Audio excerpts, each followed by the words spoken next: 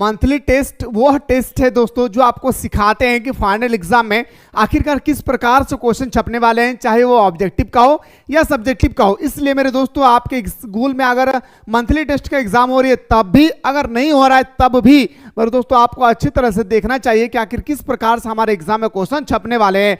और जैसे आप लोग अभी यहाँ पे क्वेश्चन देख पा रहे हैं ना, D2 आपके एग्जाम में भी दोस्तों उसी तरह से क्वेश्चन देखने वाले हैं। अभी जो हम लोग बात करने वाले हैं ये पूरा का पूरा आप लोगों का ऑब्जेक्टिव है। अगर आप लोग चाहते हैं कि सर हाँ हम लोगों को सब्जेक्टिव भी जल्दी से बता दीजिए तो एक बार आप लोग कमेंट सेक्शन में कमेंट करेंगे। मेरे दोस्तों मंथली टेस्ट का कोई भी पेपर का क्वेश्चन हो, जबरदस्त तरीके से मैं जो बताऊंगा आपके पेपर में D2 आपको देखने को मिलेंगे। तो आइए सर बिना देर के क्वेश्चन को शुरू करते हैं। लेकिन हाँ, डिस्क्रिप्शन बॉक्स में एक व्हाट्सएप ग्रुप का लिंक दिया गया है, उसको यहां ज्वाइन कर लेना है।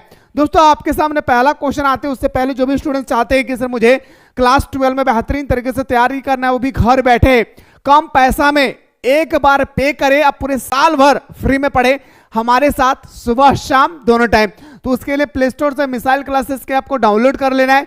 डाउनलोड करने के बाद दोस्तों ये फाउंडेशन कोर्स को ज्वाइन कर लेना है। ज्वाइन करने में अगर कोई भी प्रॉब्लम होगी मेरे भाई तो यहाँ पे नंबर दिया गया है, इस नंबर पे व्हाट्सएप कीजिएगा, हमारी टीम आपको रिप्लाई करेगी। अभी ऑफर चल रही है, मात्र 999 रुपया का कोर्स आपको दिए जा रहे हैं ओनली फॉर 399 रुपीज में, जहां पे सभी सब्जेक्ट का जबरदस्त तरीके से दोस्तों आप लोगों को क्लासेस प्रोवाइड किया जाता है सुबह शाम दोनों टाइम पे। अगर आप चाहते हैं तो फटाफट जाकर के ज्वाइन कर ले। आइए गुरुजी पहला क्वेश्चन पे आते हैं। संस्कृत ग्रंथों में कुल शब्द का प्रयोग किसके लिए किया गया था? तो बताएंगे सर कुल जो है ना, कुल ये शब्द का प्रयोग किया गया था परिवार के लिए। किसके लिए मेरे शेर शेरनियों? ये परिवार के लिए प्रयोग किया गया था हमारा कुल शब्द का। महाभारत की रचना आखिर किसने किया था? तो बताएंगे सर महाभारत की रचना जो है हमारा वेदव्यास ने किया था। अब क्वेश्चन आती है सर महाभारत के बारे में कभी कभी कुछ और इंपॉर्टेंट क्वेश्चन पूछा जाता है जो आप लोगों को जानना चाहिए। जो हमारा महाभारत है ना मेरे दोस्तों, ये 18 दिन तक चला था। कितना दिन तक मेरे भाई? 18 दिन तक चला था। दूसरा याद रखिएगा कहां पे हुआ था मेरे भाई? कुरुक्षेत्र में। कहां पे? कुरुक्षेत्र में इसकी लड़ाई हुई थी। याद रख किसके बीच में? तो बताएंगे सर कौरव और पांडव। क्या मेरे भाई? कौरव और पांडव। याद रखिएगा दो व्यक्ति था, कौरव वर्सेस पांडव। दो व्यक्ति के बीच में दोस्तों क्या हुआ था? लड़ाई हुई थी, जिसमें पांडव क्या किए थे मेरे भाई? जीत हासिल किए थे। इतना सारा चीज आपको याद रखना है दोस्तों महाभारत के बारे में, जो बहुत ही सुंदर तरीके से मैंने आप लोगों को डिफिनेशन किया है। अगला क्वेश्चन पूछा गया सर महाभारत युद्ध कुरुक्षेत्र में कितने दिन तक चला था? तो 18 दिन तक चला था। कितना दिन तक मेरे शेरनियों? तो 18 दिन तक चले थे। इसके बाद कौन सा सब्जेक्ट के बारे में देखना चाहते हैं फटाफट कमेंट कीजिएगा, ठीक है। महाभारत कालीन समाज का स्वरूप कैसा था? महाभारत कालीन समाज की जो अगर हम लोग स्वरूप की बात करें तो मेरे भाई पितृसत्तात्मक था। क्या मेरे भाई? पितृसत्तात्मक था, यानी पिता का जो संपत्ति होते थे वो अपना बेटा को ही मिलते थे, बेटी को नहीं। जी हाँ, अगर मेरे दोस्तों मैं महाभारत के युद्ध में अगर जन्म हुई है मेरा, तो मेरे जितने सारे संपत्ति है इसका सारा हक मेरा बेटा को होगा, मेरा बेटी को नहीं भाई। इस बात को याद रखिएगा, ठीक है। तो इसीलिए कहा जाता है हमारा क्या? पितृसत्तात्मक। यानी ऑप्शन नंबर हमारा क्या मेरे भाई? ऑप्शन नंबर ए हमारा सही उत्तर हो जाएगा। अगला क्वेश्चन पे आते हैं सर मनुस्मृति में कितने प्रकार के विवाह का उल्लेख किया गया है? तो मनुस्मृति की अगर मैं बात करूं दोस्तों, इसमें 8 प्रकार के विवाह का उल्लेख किया गया है, जिसमें से 4 प्रकार क्या है मेरे भाई? प्रमुख है। क्या 4 प्रकार क्या है मेरे भाई? प्रमुख है, यानी 4 प्रकार मेन है। लेकिन आपसे पूछा गया कितने प्रकार का विवाह का उल्लेख किया गया है? तो बताएंगे सर हमारा 8 प्रकार के। कितना मेरे शेरनियों? 8 प्रकार के, है ना। और कहना अपने मम्मी से कि माँ तेरे पसीने की हर एक बूंद को मैं मोती से चमकाऊंगा, तू सपने बड़े देखना, मैं तेरा लाडला मैं तेरा लाडली पूरा करके दिखलाऊंगा। इतना मेहनत कर रहे हैं मेरे शेरनियों एग्जाम 2026 के लिए। दुर्योधन की मां कौन थी भाई? दुर्योधन की जो मां थी ना वो गंधारी थी। क्या मेरे भाई? दुर्योधन की मां कौन थी? तो गंधारी थी। अगला क्वेश्चन पे कदम बढ़ाते हैं सर। मानव के संपूर्ण जीवन को कितने भागों में बांटा गया है? मानव के संपूर्ण जीवन को 4 भागों में बांटा गया है। कितने भागों में मेरे भाई? 4 भागों में बांटा गया है। सर बोलिएगा सर कैसे? तो दोस्तों जैसे हम लोगों को पता है कि हमारा जो वर्ण व्यवस्था के अनुसार 4 प्रकार से हम लोग जाति को बांटते हैं। जैसे एक हमारा ब्राह्मण हो गए, वैश्य हो गया, शूद्र हो गया, शाक्य हो गया। इसी तरह से 4 प्रकार से हमारे जीवन को बांटा गया है। याद रखिए महाभारत कालीन में। महाभारत की रचना किस भाषा में हुई थी सर? महाभारत की रचना जो है संस्कृत भाषा में हुआ था। किस भाषा में मेरे शेरनियों? महाभारत की जो रचना हुई थी वो कौन सी भाषा में हुआ है मेरे भाई? संस्कृत भाषा में, ठीक है। अगला क्वेश्चन पे कदम बढ़ाते हैं सर। पुराणों की संख्या कितनी है? तो बताएंगे सर पुराणों की संख्या जो हमारा है 18 है। मेरे भाई अगर कभी कभी पूछ लिया जाता है कि बताइए सर वेद कितने प्रकार के हैं, सर 4 प्रकार के। और मेरे भाई 4 प्रकार का वेद का नाम पूछा जाता है वेरी शॉर्ट क्वेश्चन में, तो याद रखिएगा ऋग्वेद, यजुर्वेद, सामवेद, अथर्ववेद। 4 वेद का नाम याद रखिएगा, ऋग्वेद, यजुर्वेद, सामवेद, अथर्ववेद।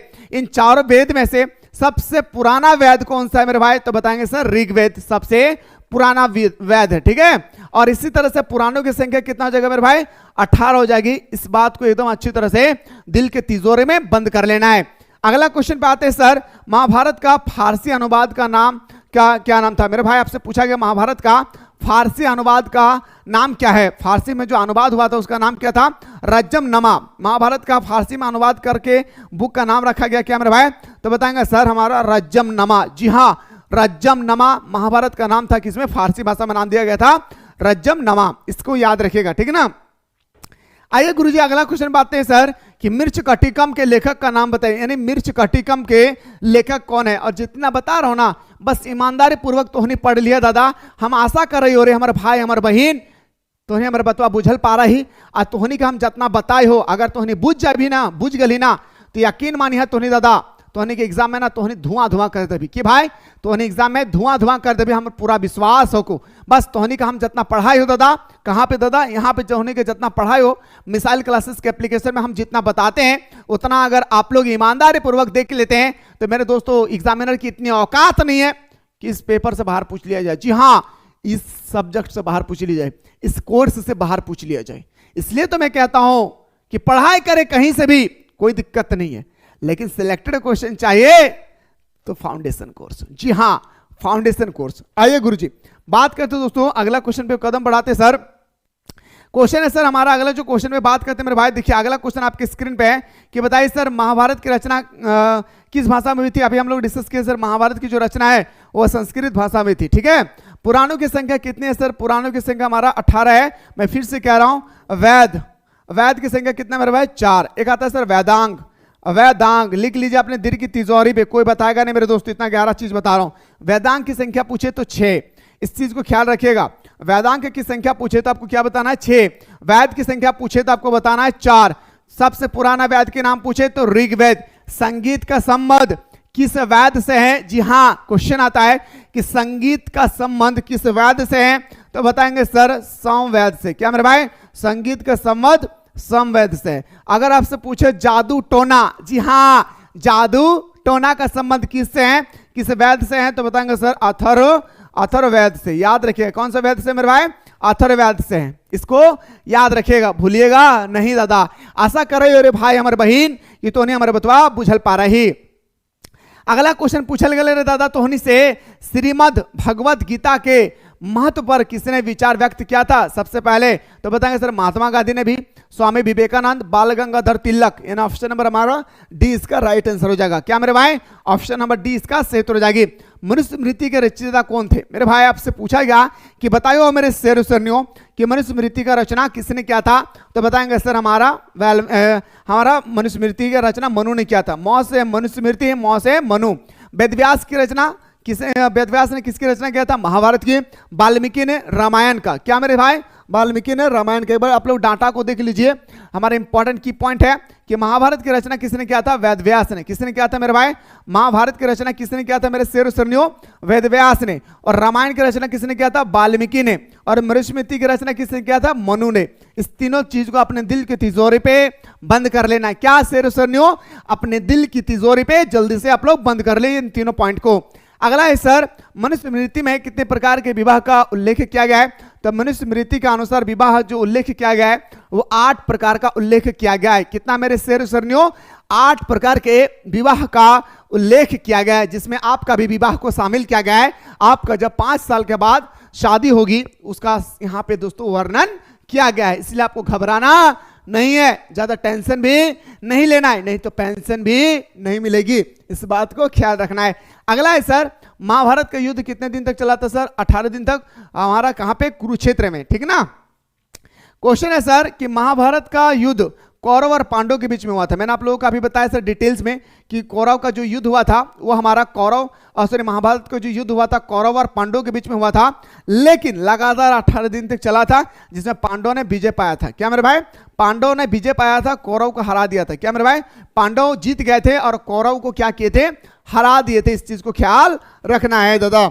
अगला क्वेश्चन तो से पूछल गए रे भाई, महाभारत केकर लिखल है? तो महाभारत लिखने वाला दादा कह ले रे दादा वेद व्यास। कह ले दादा, याद रखिया तोहने वेद व्यास। और दादा पता तोहनी से पूछल जीतो कि बताओ हमार भाई कि कौटिल्य ने कौन सा पुस्तक लिखा था? तो बताएंगे सर इंडिका। कौन सा पुस्तक लिखा था मेरे भाई? इंडिका पुस्तक। जी हाँ, हर एक क्वेश्चन का पोस्टमार्टम करना जरूरी है। जी हाँ, जरूरी नहीं कि ये क्वेश्चन आए। क्वेश्चन एग्जामिनर क्या करते हैं? रोटेशन करती है। इसलिए दोस्तों दिल में इरादा बना के रखना है, फाइनल एग्जाम में 30 में से 30 हमर लगे। कि 30 में से 30 हमर लगे। एक भी क्वेश्चन को दोस्तों छोड़कर नहीं आना है, चाहे वो कोई भी सब्जेक्ट का पेपर हो। यह बंदा गारंटी देता है दोस्तों कि जितना मैं बता रहा हूं ईमानदारी पूर्वक हमारे क्लास में जो ज्वाइन कर चुके हैं, मैं उन लोगों से कहना चाहूंगा कि जितना मैं बता रहा हूं बस ईमानदारी पूर्वक आप लोग पढ़ते रहें, ऑनेस्टी पूर्वक देखते रहें और हमारा क्लास हर दिन अटेंड कीजिए, सुबह शाम दोनों टाइम। फिर आपको मजा आ जाएगा दोस्तों एग्जाम हॉल में पेपर लिखने में। इसलिए तो कहता हूं कि फटाफट जाकर के प्ले स्टोर से मिसाइल क्लासेस के आपको डाउनलोड करके हमारा फाउंडेशन कोर्स को ज्वाइन कर ले। जल्दी से जाएं दोस्तों और फाउंडेशन कोर्स को फटाफट आप लोग क्या करें? ज्वाइन कर ले। ये मौका दोबारा मिलने वाला नहीं है। अभी 60% का ऑफर चल रही है, ठीक है, जहां पे 999 रुपए का कोर्स आपको मात्र 399 रुपया में मिल रहा है। वो भी मेरे भाई एक ही बार लगेगी, बार बार नहीं। एक बार पे करें और एक साल एक साल पूरा का पूरा मेरे भाई एक साल फ्री में पढ़े। क्या मेरे भाई? पूरा का पूरा एक साल फ्री में पढ़ना है। अगला है सर, महाभारत और पुराणों में मथुरा के शासक वंश को क्या कहा जाता था? तो उसको हम लोग बोलते हैं यदु। क्या बोलते हैं मेरे भाई? यदु बोलते हैं। मैं फिर से कह रहा हूं, 3 चीज क्वेश्चन याद रखेगा। पहले पुराण। क्या मेरे भाई? पुराण। दूसरा वेद, तीसरा वेदांग। ये 3 चीज को आप लोग अपने दिल की तिजोरी पे बंद कर लीजिए मेरे भाई। अगर आपसे पूछेगा पुराणों की संख्या कितना है? 18। वेद की संख्या कितना है? 4। वेदांग की कितना संख्या? 6। तीनों क्वेश्चन को अपने दिल के दरवाजे पे बंद कर लीजिए। दस्तक दे रही है मेरे भाई, ये दस्तक दे रही है कि फाइनल एग्जाम में ये क्वेश्चन छपेगी। जी हाँ, फाइनल एग्जाम में क्वेश्चन छपेगी। प्राचीन भारत के महाकाव्य का नाम क्या है मेरा? तो बताएंगे सर प्राचीन काव्य के महाभारत को जो हमारा नाम था वो महाभारत था। प्राचीन भारत के महाकाव्य का नाम क्या था? तो बताएंगे सर महाभारत था। ऑप्शन नंबर हमारा क्या हो जाएगी सर? ये हमारा सही हो जाएगा। महाकाव्य 2 है, एक हमारा महाभारत है, एक रामायण। 2 महाकाव्य है प्राचीन ग्रंथ में। एक बात याद रखिएगा, 2 महाकाव्य है, एक हमारा महाभारत, एक हमारा याद रखिएगा दोस्तों क्या? रामायण। रामायण के लेखक कौन है? वाल्मीकि। महाभारत के लेखक कौन है? महर्षि वेदव्यास। इस चीज को ख्याल रखना है। जैसे दादा अगला क्वेश्चन आपसे पूछा गया कि रामायण की रचना किसने किया है? तो बताएंगे सर वाल्मीकि ने। किसने किया है? वाल्मीकि ने। ठीक है, रामायण की रचना किसने किया था मेरे भाई? तो बताएंगे सर वाल्मीकि ने हमारे रामायण की रचना किया था। अगला है सर दुर्योधन की मां कौन थी? तो बताएंगे सर गंधार। दुर्योधन की मां कौन थी मेरे सरन्यो? गंधार था। ठीक है, ऑप्शन नंबर ए हमारा सही हो जाएगा। जैसे कि अगला क्वेश्चन है सर, दुर्योधन की ओर से कौरव पांडव युद्ध में शामिल थे। कौन शामिल था मेरे भाई? संतानु। कौन शामिल था? संतानु। ऑप्शन नंबर डी हमारा सही हो जाएगा। भीम की पत्नी कौन थी? तो भीम की पत्नी थी हिडंबा। कौन था भाई? हिडंबा। ऑप्शन नंबर सी हमारा सही हो जाएगा। युद्ध भूमि में अर्जुन के सामने की सेना कौन थी? अर्जुन के सामने जो सेना था वो द्रोणाचार्य था। कहा? दुर्योधन थी। क्या? भीष्म पितामह। ऑप्शन नंबर हमारा डी इसका सही हो जाएगा। क्या मेरे सरनियों? ऑप्शन नंबर हमारा D is the correct answer हो जाएगी। अगला है सर, गीता में उपदेश दिया गया है। आपसे पूछा गया गीता में क्या उपदेश दिया गया? कर्म करो। क्या? कर्म करो। गीता में उपदेश दिया गया मेरे सरनियों क्या? कर्म करो। भविष्य की चिंता नहीं करो दादा, कर्म फल हमारे हाथ में है, जैसा करोगे वैसा मिलेगा आपको। ये 3 चीज दोस्तों हमारा कहां पे लिखा गया? तो बताएंगे सर हमारा गीता में लिखा गया। कहां पे? गीता में। Option number D is the correct answer. अगला क्वेश्चन में बात करते सर, निम्न में से किस संत ने गीता पर टीका मराठी में लिखा? तो बताएंगे सर मराठी में लिखने वाला मानेश्वर था। कौन था? मानेश्वर। ऑप्शन नंबर डी हमारा सही हो जाएगा। जैसे दोस्तों अगला क्वेश्चन पूछा गया, क्षत्रिय शब्द का साहित्यिक अर्थ क्या है? क्षत्रिय शब्द, मैंने दोस्तों आप लोगों को सबसे पहले मैं आप लोगों को एक डेफिनेशन देना चाहूंगा, जो सारे स्टूडेंट्स मिलकर दोस्तों एक बार तालियां बजाएंगे। जी हाँ, सारा स्टूडेंट्स मिलकर दोस्तों एक बार तालियां बजाएंगे, क्योंकि दोस्तों मैं बहुत सुंदर तरीके से आप लोगों को बताना चाहूंगा। देखिए, वर्ण व्यवस्था के अनुसार हमारा जो जाति है वो 4 प्रकार का है, वैश्य, शूद्र, क्षेत्रीय और हमारा क्या मेरे दोस्तों शाक्य। ब्राह्मण, एक ब्राह्मण होती है सर, क्षेत्रीय होता है, शूद्र होती है और वैश्य होता है। मैं अगर बात करूं मेरे शेर सुनियो, सबसे ऊंचा जो होता है वो ब्राह्मण होता है, जो पूजा पाठ करते हैं। मेरा बात को गौर से सुनिएगा दादा, ना भूलिए रे भाई, तोहनी के मजा के साथ हम पढ़ाइयो, ये बतवा तोहनी याद रखिया और तोहनी डायरेक्टली माइंड में सेटअप करने की तोहनी कोशिश करिया दादा, है ना। तो वर्ण व्यवस्था के अनुसार 4 प्रकार के जाति है, ब्राह्मण, क्षेत्रीय, वैश्य और शूद्र। जो हमारा ब्राह्मण है इसका काम है दोस्तों पूजा पाठ करना। क्या काम है? पूजा पाठ करना। क्षेत्रीय का काम है सर हमारा युद्ध करना। क्या? क्षेत्रीय का काम है हमारा युद्ध करना। और मेरे भाई जो हमारा वैश्य है इसका काम है क्या मेरे दोस्तों? तो बताएंगे सर इसका हमारा काम होती है कि हमारा कृषि करना, व्यापार करना। और हमारा जो शूद्र होती है इसका काम होता है कि तीनों व्यवस्था का सेवा करना। इन तीनों व्यवस्था की क्या करना है मेरे भाई? सेवा करना। इन तीनों जाति का क्या करना है? सेवा करना है। ठीक है, इसीलिए कहा गया मेरे दोस्तों, अगर आप लोगों को नहीं पता ये भी जान लीजिए कि हमारा ब्राह्मण की उत्पत्ति मुख से हुई है। जी हाँ, मुख से, ब्राह्मण की उत्पत्ति मुख से हुआ है। अगर क्षेत्रीय की उत्पत्ति बात करें तो बाह से हुई है, याद रखिएगा बाह से हुआ है मेरे भाई। अगर हम लोग बात करें तीसरा जो हमारा वैश्य है इसकी उत्पत्ति हुई है जांग से। जी हाँ, वैश्य की उत्पत्ति कहां से हुई है? जांग से। और शूद्र की उत्पत्ति हुई पैर के तले से। क्या मेरे भाई?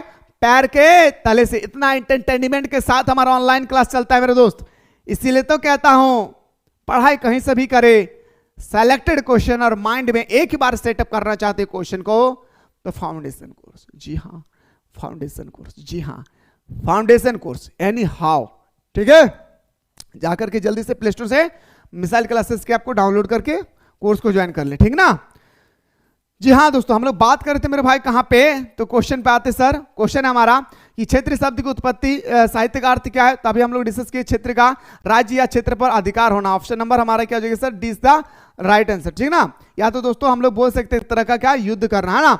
गंगा पुत्र किसे कहा जाता था? तो भीष्म को हम लोग क्या बोलते थे मेरे भाई? गंगा पुत्र कहते थे। क्या? भीष्म को हम लोग बोलते थे क्या? गंगा पुत्र। अगला क्वेश्चन जाने से पहले थोड़ा सा डेफिनेशन की बात करते हैं। पूछा गया कि गंगा पुत्र भीष्म को कहा जाता है जो भागीरथी के नाम से भी प्रसिद्ध है। गंगा पुत्र को ना मेरे दोस्तों कभी कभी हम लोग भागीरथी के नाम से भी जानते हैं। जी हाँ, कभी कभी हम लोग क्या भागीरथी के नाम से भी जानते हैं। कर्ण की मां का नाम क्या था? तो बताएंगे सर कुंती। कर्ण के मां के नाम क्या थे मेरे सरनियो? तो बताएंगे सर कुंती। अगला क्वेश्चन पे आते हैं सर, मानव जीवन के संपूर्ण जीवन को कितने आश्रय में बांटा गया? कितने आश्रमों में? 4 आश्रमों में बांटा गया। कितना मेरे भाई? 4 आश्रमों में बांटा गया है। मानव के संपूर्ण जीवन को 4 आश्रम में बांटा गया। पहला हमारा ब्राह्मण, गृहस्थ, वनप्रस्थ, सन्यासी। ब्राह्मण पूजा पाठ करेंगे भाई, गृहस्थ घर द्वार छोड़ देंगे भाई, वनप्रस्थ जंगलों पे चले जाएंगे दादा, सन्यासी एकदम सन्यास ले जाएंगे, कोई लड़का तरफ नहीं देखेंगे, कोई लड़की तरफ नहीं देखेंगे, कभियो स्कूल जीवे रे भाई, हम एकदम सन्यास ले टकला कराए और हम बेस जीवे एकदम कहना मंदिर मस्जिद के सामने जाके। बुझल पार ली दादा। आगे जा से सर, द्रौपदी किसकी पत्नी थी? तो बताएंगे सर अर्जुन का, भीम का भी, नकुल का। ना ऑप्शन नंबर डी हमारा सही जगह। ठीक है, द्रौपदी 5 पांडवों की पत्नी थी जिनका नाम 5 गो आदमी का पत्नी थी। कौन? हमारा द्रौपदी। क्या नाम था मेरे भाई? पहला अर्जुन, नकुल, भीम, सहदेव, युधिष्ठिर। 5 गो आदमी का क्या था भाई? वो बहू था। किसका? द्रौपदी। याद रखिए था। अगला क्वेश्चन दादा, अभिमन्यु किसका पुत्र था? अभिमन्यु जो है दोस्तों आप लोग बताइएगा कि अभिमन्यु है किसका पुत्र था।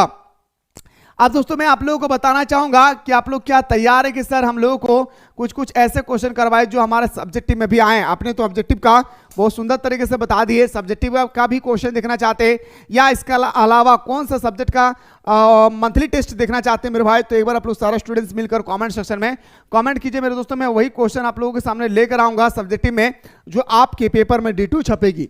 ठीक है, फटाफट जाकर के दोस्तों एक बार कमेंट सेक्शन में कमेंट करें। मुलाकात